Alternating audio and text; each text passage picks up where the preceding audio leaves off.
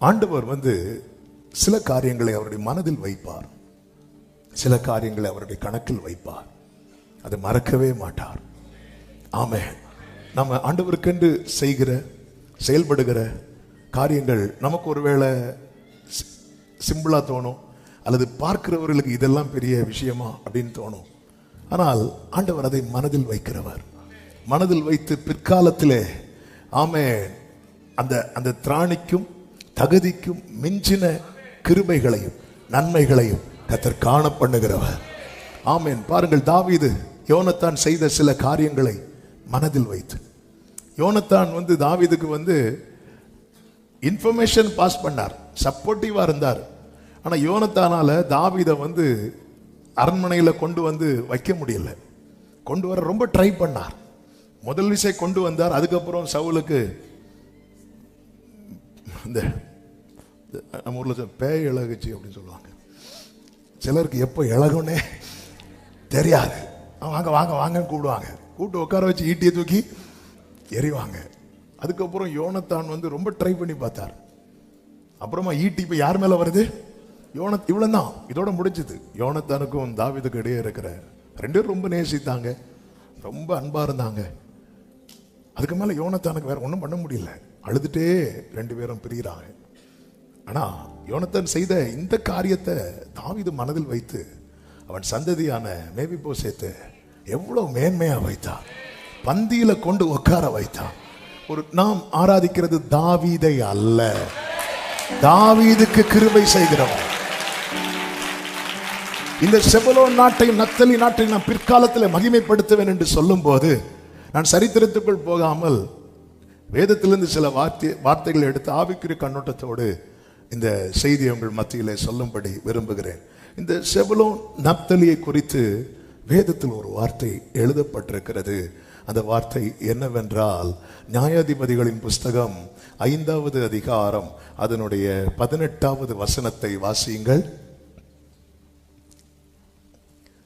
நியாயாதிபதிகள் 5வது அதிகாரம் அதனுடைய 18வது வசனம்.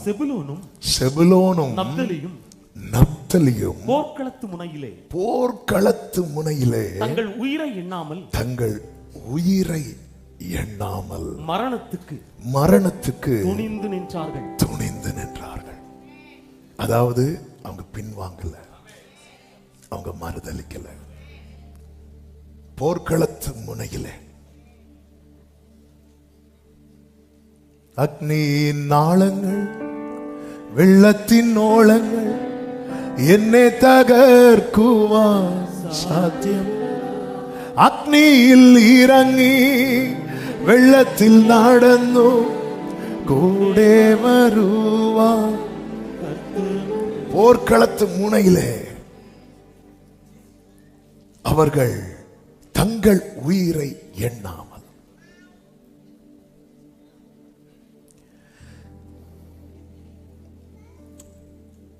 இந்த நியாயாதிபதிகள் 4 படிக்கும் போது, ஏகோத் மரணம் அடைந்த பின்பு இஸ்ரவேல் புத்திரர் திரும்ப கர்த்தரின் பார்வைக்கு பொல்லாப்பு செய்தார்கள் என்று சொல்லப்பட்டிருக்கிறது. பொல்லாப்பு செய்தார்கள். இதனால கர்த்தர் கோபத்தில் என்ன பண்ணிட்டார் அப்படின்னா, 2வது வசனத்தில் சொல்லப்பட்டிருக்கிறது, அவர் விற்று போட்டார் அப்படின்னு இருக்கும். ஆட்சோரில் ஆளுகிற யாபீன் என்னும் கானானியருடைய ராஜாவின் கையிலே விற்று போட்டார். அதாவது நம்ம லைஃப்ல சில காரியங்கள் நடந்துடவே கூடாது. அதுல ஒரு காரியம் என்ன தெரியுமா? நம்மளை இன்னொருத்தங்கிட்ட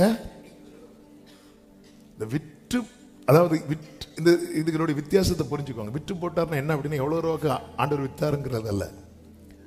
சாத்தானையும் கர்த்தர் யோபு கையில கொடுத்தார். அதுக்கும் இதுக்கு வித்தியாசம் உண்டு. அதுக்கு இதுக்கு என்ன வித்தியாசம் அப்படின்னா, சாத்தான் கையில யோபு இருந்தாலும் கர்த்தர் தான் கண்ட்ரோல். விற்று போட்டார்னா அர்த்தம் என்ன தெரியுமா? நீ அவர் கண்ட்ரோல்ல இல்ல, நீ இன்னொருத்தன் கண்ட்ரோல்ல போயிட்டேன்னு அர்த்தம். ஆமென். நம்ம சத்துரு கையில ஒப்பு கொடுக்கப்பட்டாலும் நம்ம கர்த்தருடைய கண்ட்ரோல்ல இருப்போம்னா, நமக்கு குறித்திருக்கிறதை நிறைவேறுவதை நம்முடைய கண்கள் காணும். ஆனா விற்று போட்டார்னா என்ன தெரியுமா? இனி உனக்கும் எனக்கும் அந்த இடத்துல, இங்க உங்களுக்கு ஒரு 5 சென்ட் இடம் உண்டு இல்ல, அதை நான் வித்துட்டேன். அப்படி சொன்னா அதுக்கப்புறம் அந்த பேச்சுக்கு இடம் கிடையாது. அப்போ தேவன் விட்டு போடுவதற்கு ஏதுவான பொல்லாப்பு நம்மில் வெளிப்படாதபடிக்கு நம்ம ரொம்ப ஜாக்கிரதையா இருக்கணும், ரொம்ப எச்சரிக்கையா இருக்கணும். எரேமியா தீர்க்கதரிசன புஸ்தகம் 4வது அதிகாரத்தின் 22வது வசனத்திலே ஆண்டவர் சொல்லுகிறார், என் ஜனங்களோ மதியற்றவர்கள், என்னை அவர்கள் அறியாதிருக்கிறார்கள், அவர்கள் பைத்தியமுள்ள பிள்ளைகள், அவர்களுக்கு உணர்வே இல்லை. பொல்லாப்பு செய்ய அவர்கள் அறிவாளிகள், நன்மை செய்யவோ அவர்கள் அறிவில்லாதவர்கள். பொல்லாப்பு செய்ய யாரா இருக்கிறாங்க? சிலர் அதுல ரொம்ப எக்ஸ்பர்ட்டா இருப்பாங்க. இந்த காரியத்தை இதை எப்படி முடிக்கிறது, இதுக்கு இந்த அளவை பாருங்க, அவங்க அதை ஈஸியா. எரேமியா 9வது அதிகாரம் அதனுடைய 3வது வசனத்தில் ஆண்டவர் சொல்லுகிறார், அவர்கள் பொய்யை பிரயோகித்து தங்கள் நாவாகிய வில்லை வளைக்கிறார்கள். அவர்கள் இந்த தேசத்தில் பலத்துக் கொள்வது சத்தியத்துக்கல்ல, பொல்லாப்பில் இருந்து பொல்லாப்புக்கு நடந்தேறுகிறார்கள். பொல்லாப்பில் இருந்து பொல்லாப்புக்கு நடந்தேறுகிறார்கள், என்னையோ அறியாதிருக்கிறார்கள் என்று கர்த்தர் சொல்லுகிறார். நாம் எதில் பலத்துக் கொள்ளுகிறோம்? நம்ம எதில் அறிவாளிகளா இருக்கிறோம்? நம்ம எதுல வல்லவர்களா இருக்கணும் தெரியுமா? அந்த அறிவு கட்டாத அன்பை அறிந்து கொள்வதிலே வல்லவர்களா இருக்கணும். ஆனா ஜனங்க எதுல வல்லவர்களா இருக்கிறாங்களா? ஆமா, பொல்லாப்பு செய்யறதுல, பொல்லாப்பிலிருந்து பொல்லாப்புக்கு. இதனால கர்த்தர் என்ன செய்கிறார்னா விட்டு போட்டார். ஆமே, சாத்தான கையில யோபு ஒப்பு கொடுக்கும் போது கண்டிஷனோட கொடுக்கிறார். ஆனா சத்துருக்கள் கையில இப்படிப்பட்ட சூழ்நிலையில நீங்க நியாயாதிபதிகள்ல பல இடத்துல இந்த வேர்டு வரும், விற்று போட்டார்னு வரும். அதுக்கப்புறம் ஆண்டவர் அங்க கண்டிஷனே கிடையாது, நீ என்ன வேணாலும் பண்ணிக்கோ இவனை. இப்படி ஒரு நிலைமை சபைக்கு வந்து விடவே கூடாது, வந்து விடவே கூடாது. அப்படி வந்துட்டுனாலே முடிஞ்சதுன்னு அர்த்தம். இது செய்தி அல்ல, ஆனால் இந்த செய்தியை ப்ரிப்பேர் பண்ணும்போது ஆவியானவர் இந்த இடத்துல கொண்டு வந்து நிறுத்தினார். எனவே இந்த வார்த்தையை நான் சொல்லிவிட்டு செய்திக்குள்ளே போக விரும்புகிறேன். என்னைக்குமே புரிஞ்சுக்கோங்க, நம்மை சுற்றி சத்துருக்கள் பாளையம் போட்டாலும் நம்ம கண்ட்ரோல் அவர்கிட்ட தான் இருக்கணும்.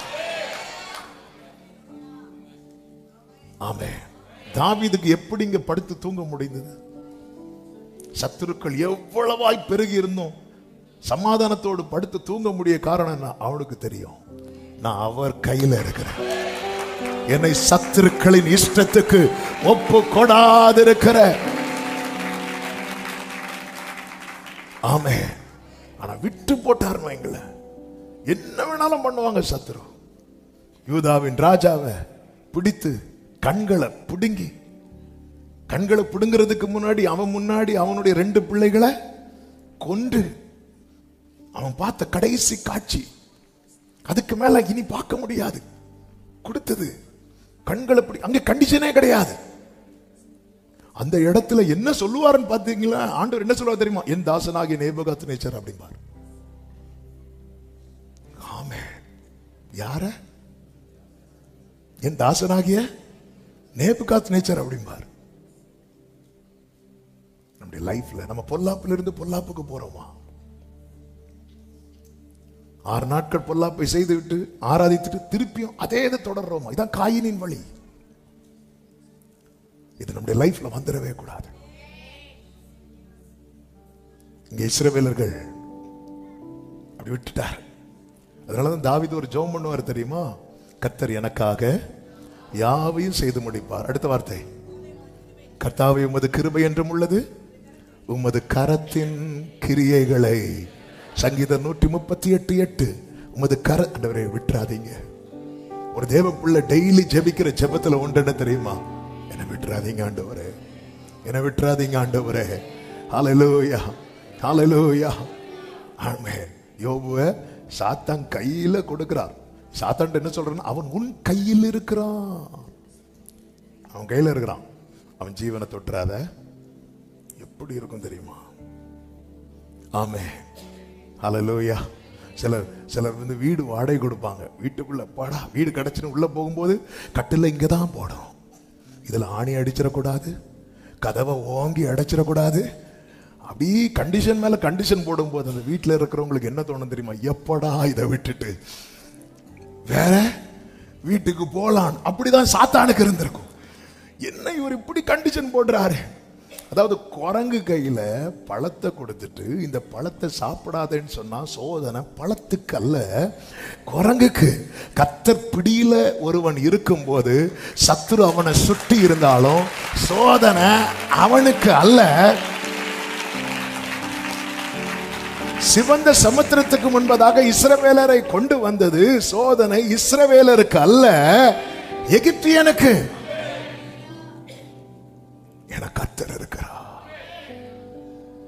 ஹல்லேலூயா. கோரமாம் சோதனையில்